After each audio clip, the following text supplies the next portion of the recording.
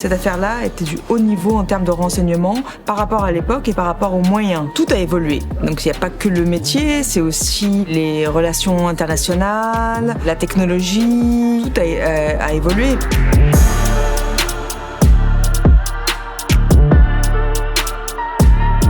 Les Américains, les Canadiens et les Britanniques débarqueront sur la côte sud de la Sicile. N'importe quel imbécile se doutera que ce sera la Sicile. Hitler devra croire que nous tenterons d'envahir la Grèce. Nous allons devoir lui montrer des preuves. De fausses preuves, bien sûr. À la base, moi, je me destinais pas du tout à ça, puisque moi, je voulais juste être fonctionnaire de police. À l'époque, j'ai eu la chance d'être recrutée pour un service de renseignement. On n'existe pas. Et justement, le but du jeu, c'est de ne pas exister, ni pour l'objectif, et quelque part aussi, on n'existe pas dans nos familles, puisque nos familles ne savent pas réellement ce qu'on fait. Parfois, ils nous traitent de mythomane, parfois, bon, on se fait un peu chambrer. Et donc, effectivement, ne pas exister, c'est la condition sine qua non pour pouvoir réussir. Mais la figure de l'espion est presque aussi vieille que l'histoire du cinéma, en fait. L'espion fait fantasmer, parce que déjà, c'est un monde invisible, mais qui est au milieu de nous. Et le cinéma a ce pouvoir de rendre visible l'invisible. Que diriez-vous de commencer par le plus simple, en allant nous trouver un cadavre?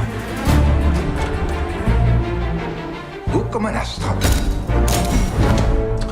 Nom d'un chien! À chaque fois qu'on parle de renseignement ou d'espionnage, on a toujours l'image mythique de James Bond, donc on s'imagine c'est des aventures extraordinaires, on va voyager, on va faire des choses incroyables. Donc effectivement, on fait des choses incroyables, mais parfois, elles sont pas si romanesques, quoi. Ce qui me plaît, c'est le rapport au langage, je pense. C'est ce qui me plaisait beaucoup dans le Bureau des légendes. On avance des pions, un mot est un pion. Ça me plaisait beaucoup. Aussi, le côté quelqu'un au travail, quelqu'un qui est appliqué, concentré, qui est en train de faire quelque chose et qui met son affect de côté.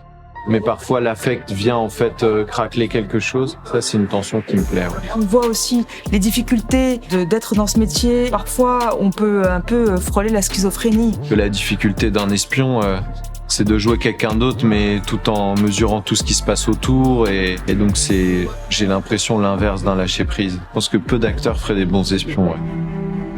Nous commencerons par... Lui donner un vrai nom, pour que les Allemands qui vérifieront les listes aient du mal à l'identifier. Le Major William Marty. Lorsque j'ai découvert ce film, franchement, je me suis mis une claque. Je me suis retrouvée sur des missions qu'on a faites. Contrairement à des James Bond, où le héros va réussir sa mission, il a tout à disposition et tout ça, eux, voilà, ils ont leur intelligence, leur ingéniosité. Toute guerre est un réservoir à histoire, parce que toute guerre passe par l'espionnage. La ruse s'est adaptée d'une histoire vraie, de cette opération chez Rapaté. Donc tous les personnages sont réels, le cadavre qui est au cœur de l'histoire est un cadavre réel. Moi, je trouve ça vraiment exceptionnel.